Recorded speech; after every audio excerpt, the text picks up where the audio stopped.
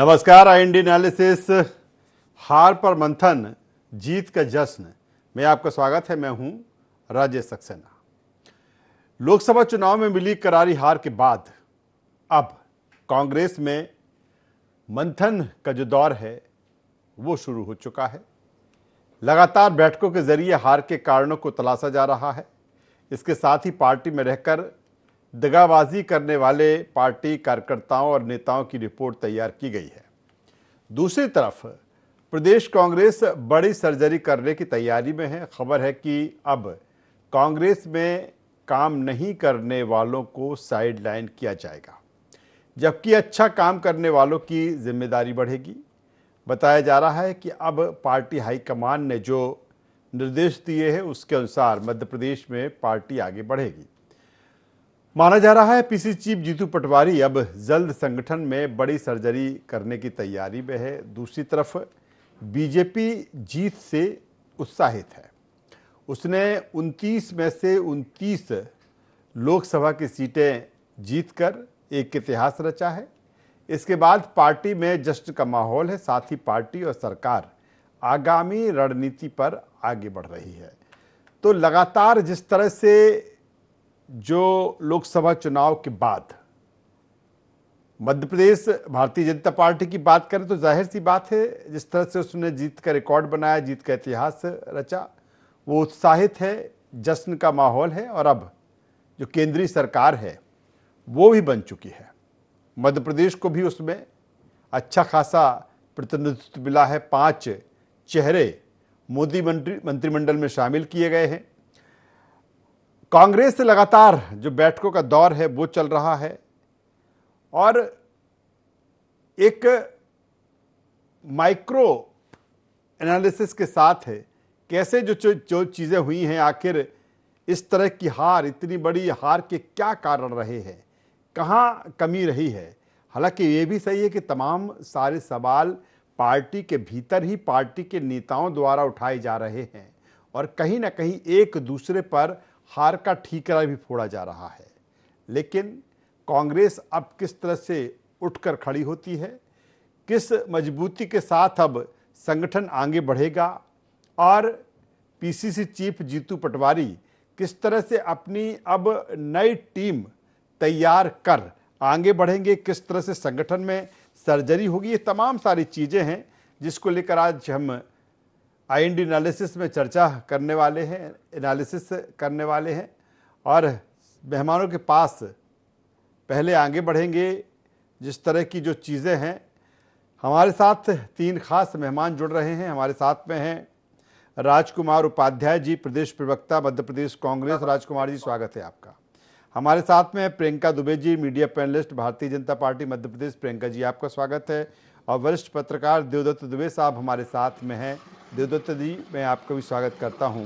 और सबसे पहले राजकुमार जी, मैं आपके पास में आता हूं कि जिस तरह से जो स्थितियां परिस्थितियां हैं, 2 चीज़ें हैं। एक तरफ अगर देखा जाए तो जो इंडिया है आपका, उसने बेहतर परफॉर्मेंस किया है। कांग्रेस 99 तक पहुंची है। लेकिन मध्य प्रदेश में जिस तरह से हार मिली है उसके बाद आपके तरफ से, आपकी ओर से मंथन भी उसमें किया जा रहा है। मेरा सीधा सा सवाल इस बात को लेकर है, जिस तरह से खबरें आ रही हैं कि कहीं ना कहीं अब एक नए सिरे से संगठन को तैयार किया जाएगा, सर्जरी की जाएगी और लगेगा कि नहीं, इन्होंने दमदारी के साथ, ईमानदारी के साथ काम नहीं किया तो इनको बाहर का रास्ता भी दिखाया जा सकता है। किस तरह की चीज़ें राजकुमार जी अब होने वाली हैं, क्योंकि जो परिणाम आए हैं निश्चित तौर पर काफ़ी निराशाजनक है मध्य प्रदेश में कांग्रेस के लिए। राजकुमार जी। जी राजेश जी, बिल्कुल परिणाम तो निराशाजनक हैं, परंतु इतनी विपरीत परिस्थितियों के बाद भी मध्य प्रदेश कांग्रेस कमेटी के जो हमारे माननीय अध्यक्ष हैं जीतू पटवारी जी, उन्होंने 100 दिन के कम समय में भी, जब उन्होंने प्रदेश कांग्रेस अध्यक्ष का कार्यभार संभाला था, तब विधानसभा चुनाव के परिणामों की निराशा से कार्यकर्ता बहुत हतोत्साहित था, निराश भी था। परंतु उसके बाद भी लगातार जीतू पटवारी जी ने दौरे किए, बैठकें की, प्रदेश कांग्रेस कार्यालय में सारे संगठनों के साथ मिलकर बात की, संवाद किया। उन्होंने ब्लॉक स्तर पर भी, जिले स्तर पर भी चर्चाएं की और इन सब बैठकों से जो उन्होंने इतने दिनों में लोकसभा चुनावों के पहले बहुत तेजी से कार्य किया। फिर उसके बाद चूंकि लोकसभा चुनाव सामने आ गए थे, लोकसभा चुनावों का आगाज हो गया था, तो उन्होंने कांग्रेस संगठन के साथ साथ लोकसभा चुनाव पर भी फोकस किया और उन्होंने उन लोकसभा क्षेत्रों में भी शुरुआत की।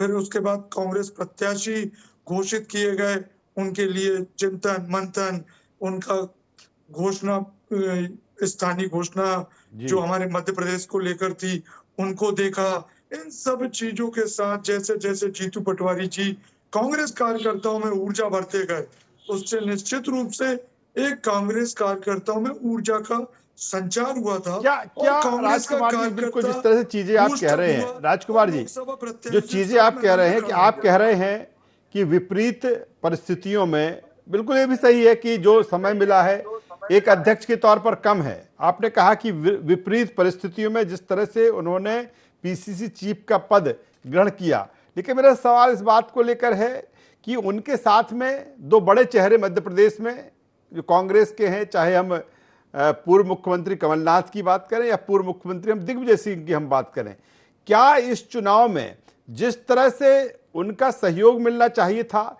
जिस तरह से उनके साथ उनका समन्वय मिलना चाहिए था, वो नहीं मिला? वो छिंदवाड़ा तक सीमित हो गए और वो जाके वहां पर राजगढ़ तक सीमित हो गए, और यही कारण है कि जीतू पटवारी अकेले पड़ गए। देखिए, जीतू पटवारी जी के साथ जो ईमानदार कांग्रेस का कार्यकर्ता था, वो पूरी तरीके से उनके साथ बूथ लेवल से लेकर पूरे लोकसभा क्षेत्र तक उनके साथ खड़ा रहा। पार्टी कांग्रेस पार्टी के साथ खड़ा रहा। तो चूंकि कमलनाथ जी, नकुलनाथ जी वहां चुनाव मैदान में थे और पूरी प्रशासन से लेकर जो भारतीय जनता पार्टी का नेतृत्व नेता और कई मंत्रीगण थे, वो सब छिंदवाड़ा लोकसभा क्षेत्र पर टारगेट पर बैठे हुए थे। वहीं दिग्विजय सिंह जी चूंकि खुद चुनाव लड़ रहे थे, तो वो लोकसभा चुनाव जब उनका क्षेत्र था और जब पार्टी ने उनके आदेश किया, तो लोकसभा चुनाव के लिए वो तैयार हुए और मैदान में रहे। तो जहां उनकी आवश्यकता जिनको लगी, उन्होंने बिल्कुल सतत संपर्क किया। जो कांग्रेस का संगठन के कार्यकर्ता थे, वो भी हर लोकसभा क्षेत्र में बिल्कुल कांग्रेस प्रत्याशियों के साथ मैदान में डटे रहे। चलिए, मैं आऊंगा, मैं राजकुमार जी आऊंगा, इससे आगे की भी बात करूंगा आपसे कि अब किस तरह से कांग्रेस अपने आप को संगठित करेगी और जो आपके वरिष्ठ नेता हैं उनकी आगे क्या भूमिका रहेगी। इससे पहले मैं प्रियंका दुबे जी के पास में आ जाता हूं। प्रियंका दुबे जी, निश्चित तौर पर मध्य प्रदेश ने जिस तरह से, मध्य प्रदेश भारतीय जनता पार्टी ने जिस तरह से इतिहास रचा, 29 में से 29 सीटें आपने जीती, और दूसरी तरफ अब जो एक जीत, उत्साह, जश्न, ये तमाम सारी चीजें हो चुकी हैं।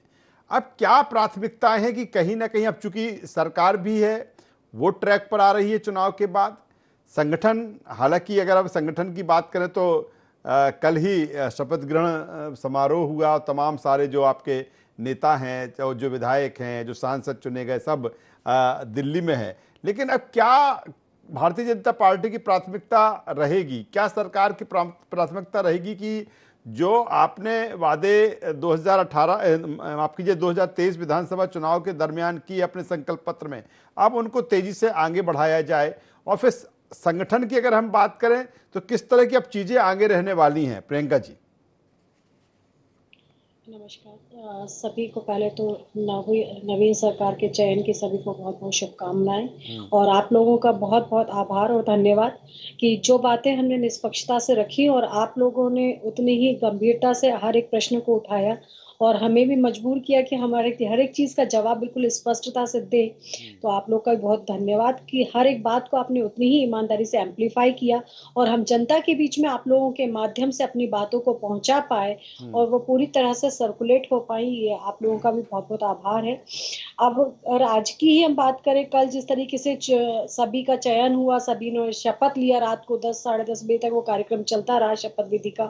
वो समारोह की समाप्ति के बाद में जिस तरह से कहा गया था कि हम लोगों का सबका साथ, सबका प्रयास और सबके विश्वास के साथ हमें सरकार को आगे लेकर के चलना है। तो जो सर्व समावेशी सरकार और सर्वस्पर्शी सरकार बनती है, जिसका आज अगर हम परिणाम देखना चाहें तो सुबह से जैसे ही कार्यकाल माननीय प्रधानमंत्री जी ने ग्रहण किया, सबसे पहले किसानों के हित के लिए उन्होंने स्वीकृति दी और सम्मान निधि के जो 20 करोड़ रुपए का जो अनुदान जो 20,000 करोड़ रुपए का उन्होंने स्वीकृत किया और 4 करोड़ मकान आवास का जो रह गए थे उनके लिए तुरंत प्रधानमंत्री जी ने आज सिग्नेचर करके उसके कार्य की शुभारंभ कर दिया है कि जब जन जन तक जनहितैषी योजनाएं जो पहुंची है, जिनके माध्यम से आज भारतीय जनता पार्टी अपने लक्ष्य को भी तय कर पाई और जो हमारा उद्देश्य भी रहता है कि हमें अंतिम पंक्ति के व्यक्ति तक पहुंचना है।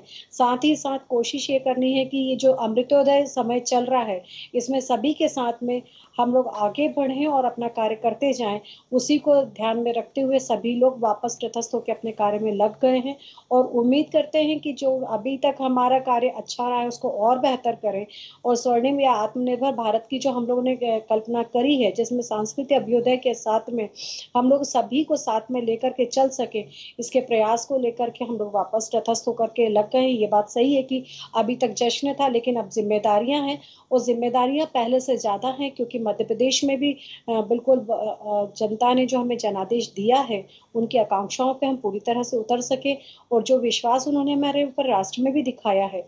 तीसरी बार ये बहुत बड़ी बात होती है कि तीसरी बार पुनः जो है प्रधानमंत्री जी अपने सिंहासन पर स्थापित हो पाए हैं, तो ये हमारे लिए जितना गर्व का विषय है उतनी ही जिम्मेदारी का भी विषय है और निश्चित है कि हम कोशिश करेंगे कि हम हर एक की आशाओं के ऊपर खरे उतर सके। चलिए, परंतु मैं अभी आऊंगा जैसे हमारे भाई साहब, एक मिनट भाई साहब, जी जी अभी जैसे हमारे भाई साहब ने कहा, मैं मान सकती हूँ उनकी जो भी दुविधा रही होगी, कुछ चीजों को नहीं पढ़ पाए होंगे, लेकिन यहाँ पे मैं पढ़ रही थी प्रवीण पाठक जी का स्टेटमेंट आया कि हम प्रचार करने में सक्षम नहीं रह पाए और हमें समय कम मिला था कांग्रेस की योजनाओं को पहुंचाने के लिए। ये आप लोगों के लिए शायद थोड़ा सा विचार करने वाली बात है। या संजय शर्मा जी ने भी, जो प्रत्याशी थे, उनका स्टेटमेंट है कि कांग्रेस की कार्यकर्ता घर से ही नहीं निकला।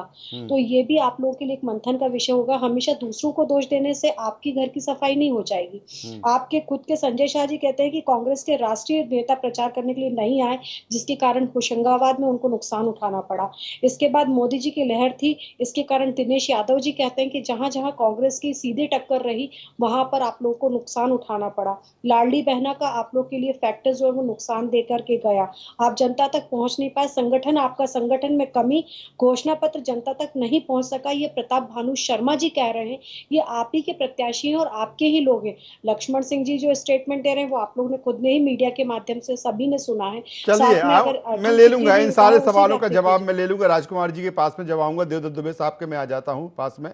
देवदत्त दुबे जी, जिस तरह से अब आत्म मंथन का, चिंतन का दौर, चूंकि जो हम आज का विश्लेषण खास तौर पर कांग्रेस को लेकर है, लगातार जिस तरह से बैठ के चल रही हैं और ये लोकतंत्र में ये सही भी है कि अगर हार हुई है तो आखिर कारण क्या रहे हैं, कौन सी ऐसी चीज़ें रही हैं।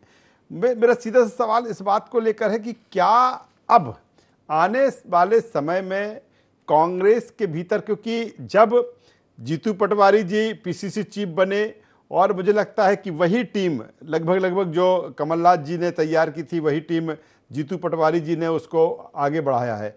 अब क्या एक नई टीम के साथ एक वो कह रहे हैं कि जो दगाबाज कार्यकर्ता नेता रहे अब उनको बाहर का रास्ता दिखाया जाएगा और एक नए सिरे से कांग्रेस को मध्य प्रदेश में तैयार किया जाएगा। मेरा सीधा सवाल इस बात को लेकर है कि अब संगठन में एक पूरी तरीके से सर्जरी कर एक नया संगठन गढ़ने की कोशिश जीतू पटवारी करेंगे। देखिए, वक्त का तकाजा तो यही है कि उनको अब संगठन को बिल्कुल एक तरह से पुनर्जीवित करना है, व्यवस्थित करना है, बूथ स्तर पर पहुंचाना है। क्योंकि अभी तो उनको, सही बात यही है कि जिस तरह की परिस्थितियां मिली उसमें को बहुत कुछ ज़्यादा करने को था नहीं, ना वो टीम अपनी बना पाए, उसी टीम से उनको काम चलाना पड़ा। एकदम से मतलब सिर मुड़ाए और ओले पड़े जैसी स्थिति हो गई। लेकिन अभी लंबा वक्त है चुनाव के लिए, अभी से यदि वो अच्छे लोगों का चयन कर पाते हैं और कमेटी बूथ स्तर तक गठन कर पाते और सरकार के खिलाफ संगठनात कर पाते, एक आंदोलन खड़ा कर पाते, तो मुझे लगता है उनके लिए अच्छा होगा, क्योंकि युवा है, ऊर्जावान है और पार्टी राष्ट्रीय नेतृत्व उन पर भरोसा जताया है। लेकिन जिस तरह से अभी तक पार्टी चलती आई है उससे तो ज़्यादा कुछ होने जाने वाला नहीं है, क्योंकि अभी तक तो तेरा मेरा नियुक्ति में चलता रहा कि ये तेरे खास है मेरे खास, और कई लोगों को ऐसे ही उपकृत किया जाता रहा, कोई राष्ट्रीय नेतृत्व की सिफारिश लेके आया।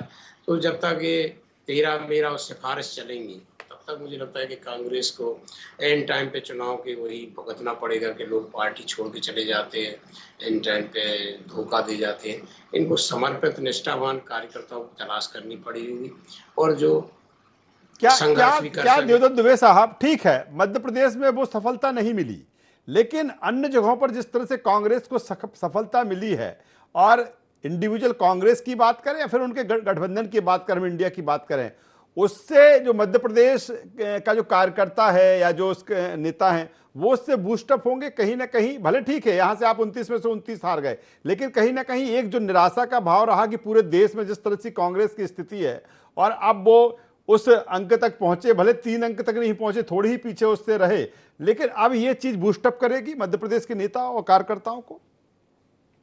बिल्कुल, ये होता ही है कि राष्ट्रीय स्तर पर यदि मजबूती आती है तो उसका असर प्रदेश में, और प्रदेश में मजबूती आती है उसका ब्लॉक और बूथ स्तर तक जाता है असर।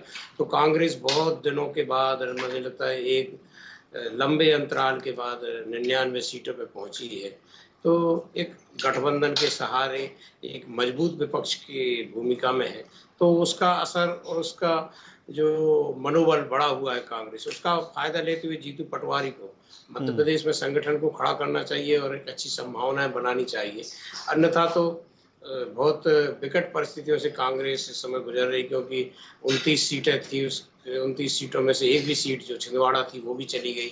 उसके बड़े नेता चुनाव हार गए, कमलनाथ, दिग्विजय सिंह अपने क्षेत्र में नहीं। चलिए मैं आता हूँ, मैं देवदत्त दुबे साहब आता हूँ, एक बार फिर राजकुमार उपाध्याय जी के पास में आ जाता हूँ। राजकुमार उपाध्याय जी, बात अब बड़े नेताओं की बात आती है। अगर हमने कहा जब जीतू पटवारी जी पीसीसी चीफ बने कि एक युवा चेहरा मध्य प्रदेश में आया, लेकिन कहीं ना कहीं जो वरिष्ठ रहे, एक लंबा जिनका अनुभव रहा, जिन्हें मैनेजमेंट का गुरु भी कहा जाता रहा, दूसरी तरफ एक को चाणक्य कहा जाता रहा, और दोनों ने जिस तरह से दोनों की हार हुई, अब आगे क्या जीतू पटवारी जी अब अकेले दम पर अपनी टीम को आगे लेके बढ़ेंगे कि कहीं ना कहीं अभी भी गुंजाइश है कि जो वरिष्ठ है उनसे भी सलाह मशवरा होगा, तमाम सारी चीजें होंगी? क्योंकि मैंने पहले भी कहा था कि चुनाव में वो समर्पण, वो केमिस्ट्री नहीं दिखी। अब किस तरह की चीजें हो? दूसरी तरफ जिस तरह से कहा मैं और जानना चाहूंगा, दूसरी तरफ ये भी कहा जा रहा है कि कहीं ना कहीं पार्टी हाईकमान के कुछ निर्देश है, जब जीतू पटवारी जी गए थे, उमंग सिंगार जी गए थे, वहां से कुछ निर्देश है। क्या अब पार्टी हाईकमान ने जो एक दिशा निर्देश है उसी के तहत उसको आगे बढ़ाया जाएगा?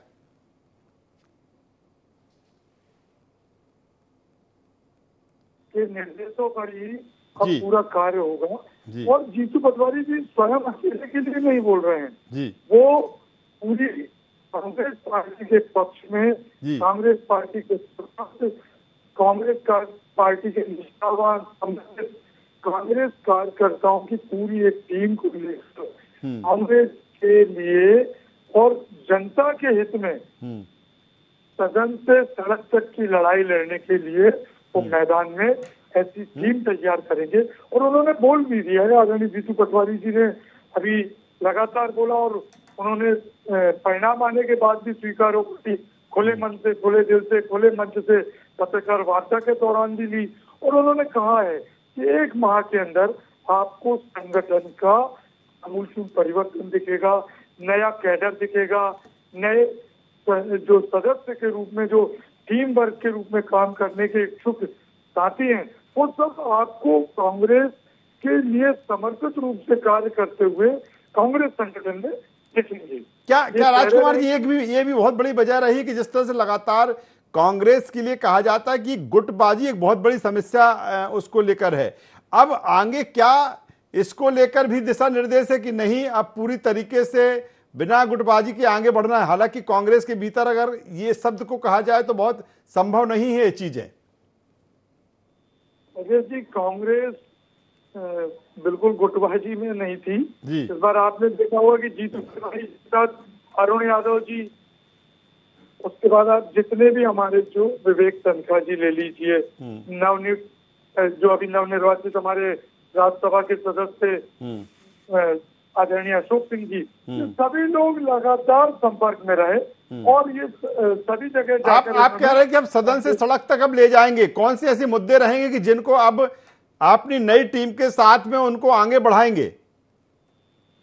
जो जनता के मुद्दे हैं उन सबको लेकर बिल्कुल कांग्रेस पूरे मुद्दों पर सामने रहेगी और सामने बिल्कुल खड़े होकर मुखरता से कांग्रेस इसमें मुद्दे पर लड़ाई लड़ेगी और सदन में भी इन मुद्दों को लेकर वो खड़ी रहेगी, बात करेगी और जनता के जनहितैषी मुद्दों को लेकर। चलिए प्रियंका जी से जवाब ले लेता हूं। प्रियंका जी वो कह रहे हैं कि तमाम सारे ऐसे मुद्दे हैं, आपने वो लगातार ये कहते रहे और अभी भी कह रहे हैं कि जो जनता से जुड़े जो सीधे मुद्दे हैं आपने उन पर मुद्दों की इस चुनाव में बात नहीं की, आप इधर उधर की बात करते रहे। बढ़ती हुई महंगाई है, बेरोजगारी है, तमाम सारे लोग हैं। अब वो इसी मुद्दों को लेकर कह रहे हैं कि हम सदन से लेकर सड़क तक ले जाएंगे। बिल्कुल लेकर के जाना भी चाहिए। अगर कोई विषय है जिसका लोकतांत्रिक व्यवस्था में विपक्ष की भूमिका ही इसलिए मानी जाती है कि वो जनता के विषयों को उठाएं और सरकार की जिम्मेदारी बनती है कि वो उसको समस्याओं का निराकरण करे। परंतु विषय यह है कि जिनके खुद के संगठन में अभी तक तालमेल नहीं बन पाया है, पिछले 2 दिन से लगातार लक्ष्मण सिंह जी का या अर्जुन सिंह जी के, अजय सिंह जी का जो स्टेटमेंट आया है या जीतू पटवारी जी खुद भी मान रहे हैं कि वो कहीं ना कहीं एक तरीके से अंधेर नगरी और चौपट राजा की तरह वो भूमिका में उतर करके आए कि यहाँ टके सिर भाजी और टके सिर खाजा चला है। तो हम समझ सकते हैं कि ये लोग पहले अपने संगठनात्मक विसंगति को दूर करें जिससे एक मजबूत संगठन हो। चलिए प्रियंका जी, वक्त की कमी में छोटा सा कमेंट देवदत्त दुबे साहब से मैं लूंगा। देवदत्त दुबे साहब, अब जिस तरह से जो चीजें जिसकी बात हो रही है, क्या अब माना जाए कि आगे जीतू पटवारी जी एक फ्री हैंड के तौर पर दिखेंगे? क्योंकि कमलनाथ जी की बात की जाए और दिग्विजय सिंह की बात की जाए, जिस तरह से हार हुई, या फिर अभी भी लगता है कि नहीं इन दोनों नेताओं का अभी भी मध्य प्रदेश में उसी तरह का दखल रहेगा? देखिए, पार्टी हाईकमान जिस तरह के निर्देश देगी सभी को पालन करना पड़ेगा। लेकिन स्वाभाविक रूप से दिग्विजय सिंह 10 साल प्रदेश अध्यक्ष, 10 साल मुख्यमंत्री रहे, वर्षों से सक्रिय हैं, तो उनके अपना नेटवर्क है, कमलनाथ जी का अपना नेटवर्क है, तो इनके साथ समन्वय तो बनाना ही होगा। लेकिन एक तरह से सबका साथ सबका विकास वाली जो थीम है उस पर इनको काम करना पड़ेगा कि अपनी टीम एक समर्पित और ऊर्जावान लोगों की तैयार करें और इन लोगों के जो समर्थक है उनको एडजस्ट। बिल्कुल सही बात देवदत्त दुबे साहब आप कह रहे हैं। अब देखना होगा कि कांग्रेस में जिस तरह से हार की समीक्षा की जा रही है, बैठकों का दौर है, मंथन चिंतन किया जा रहा है, उसके बाद किस तरह से कांग्रेस तैयार होती है। क्योंकि जुलाई में 1 जुलाई से जिस तरह से सदन की शुरुआत हो रही है, विधानसभा सत्र की शुरुआत होगी और कांग्रेस कह भी रही कि सदन से सड़क तक हम देखेंगे। देखना होगा किस मोड में अब कांग्रेस नजर आती है। दूसरी तरफ यह भी देखना होगा कि सरकार और भारतीय जनता पार्टी के संगठन अब किस तरह से और आगे बढ़ता है। तीनों मेहमानों का धन्यवाद करता हूं, शुक्रिया करता हूं। तो जिस तरह से मध्य प्रदेश में कांग्रेस की बात की जाए, भारतीय जनता पार्टी की बात की जाए, भारतीय जनता पार्टी ने निश्चित तौर पर इतिहास रचा। दूसरी तरफ जिस तरह से हार कांग्रेस को मिली है, उसी के बाद हार का जो चिंतन है, वो मंथन है, वो जारी है। और देखना होगा, बात की जा रही कि नए कलेबर में एक नए तरीके से कांग्रेस सामने आएगी। देखना होगा किस तरह से अब कांग्रेस विपक्ष में रहते हुए किस तरह की भूमिका मध्य प्रदेश में निभाती है। आईडी एनालिसिस पर इतना ही। आईडी 24 पर खबरों का सिलसिला लगातार जारी है, बने रहिए हमारे साथ। नमस्कार।